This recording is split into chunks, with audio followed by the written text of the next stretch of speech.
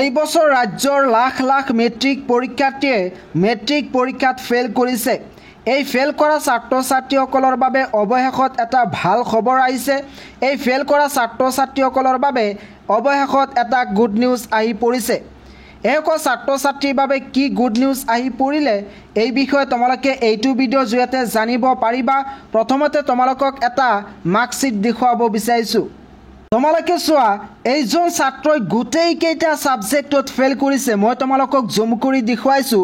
ইয়াতে এফ বুলি লিখা আছে, অৰ্থাৎ এইজন ছাত্ৰই গোটেইকেইটা ছাবজেক্টত ফেল কৰিছে। এটাও ছাবজেক্টত পাছ কৰিব পৰা নাই। গোটেইকেইটা ছাবজেক্টত এইজন ছাত্ৰই ফেল কৰিছে। এনেদৰে ৰাজ্যৰ লাখ লাখ মেট্ৰিক পৰীক্ষাৰ্থীয়ে এই বছৰ ফেল কৰিছে। বিশেষকৈ ছাত্ৰ ছাত্ৰীসকলে অসমীয়া ছাবজেক্টত ফেল কৰিছে। মই তোমালোকক আন এটা মাৰ্কশ্বিট দেখুৱাব বিচাৰিছোঁ।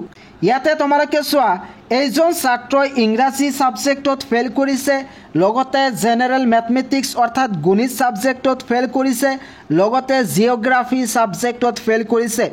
এইজন ছাত্ৰই 3টা ছাবজেক্টত ফেল কৰিছে। এনেদৰে কিন্তু ৰাজ্যৰ লাখ লাখ মেট্ৰিক পৰীক্ষাৰ্থীয়ে এই বছৰ ফেল কৰিছে। কিন্তু প্ৰিভিয়াছ ইয়াৰৰ তুলনাত এই বছৰ ফেল কৰাৰ শতাংশ পাৰ্চেণ্টেজ বহুত কমিছে, কাৰণ এই বছৰ মেট্ৰিক পৰীক্ষা OMR শ্বীটত হৈছিল, যাৰ কাৰণে এই বছৰ উত্তীৰ্ণৰ হাৰ বৃদ্ধি পাইছে আৰু অনুত্তীৰ্ণৰ হাৰ অৰ্থাৎ ফেল কৰাৰ হাৰ বহুত কমিছে। তথাপিও এই বছৰ কিন্তু ৰাজ্যৰ লাখ লাখ মেট্ৰিক পৰীক্ষাৰ্থীয়ে ফেল কৰিছে। বিশেষকৈ গণিত, ইংৰাজী আৰু অসমীয়া ছাবজেক্টত ফেল কৰিছে। এতিয়া প্ৰশ্ন হৈছে যে এই ফেল কৰা ছাত্ৰ ছাত্ৰীসকলৰ বাবে কি গুড নিউজ আহি পৰিছে। তোমালোকে চিন্তা নকৰিবা, তোমালোকৰ বাবে সেৱাই এটা কম্পাৰ্টমেণ্টেল পৰীক্ষা পাতিব। যদি তোমালোকৰ এটা, দুটা নাইবা 3টা ছাবজেক্টত ফেল কৰিছা আৰু তোমালোকৰ সৰ্বমুঠ হৈছে 170 অৰ্থাৎ 170 নম্বৰ আছে, তেতিয়াহ'লে তোমালোকে কম্পাৰ্টমেণ্টেল পৰীক্ষা দিব পাৰিবা। প্ৰতি বছৰ মেট্ৰিক ফেল ছাত্ৰ ছাত্ৰীসকলৰ বাবে সেৱাই কম্পাৰ্টমেণ্টেল পৰীক্ষা পাতে আৰু তোমালোকেও কিন্তু এই বছৰ এই কম্পাৰ্টমেণ্টেল পৰীক্ষা দিব পাৰিবা।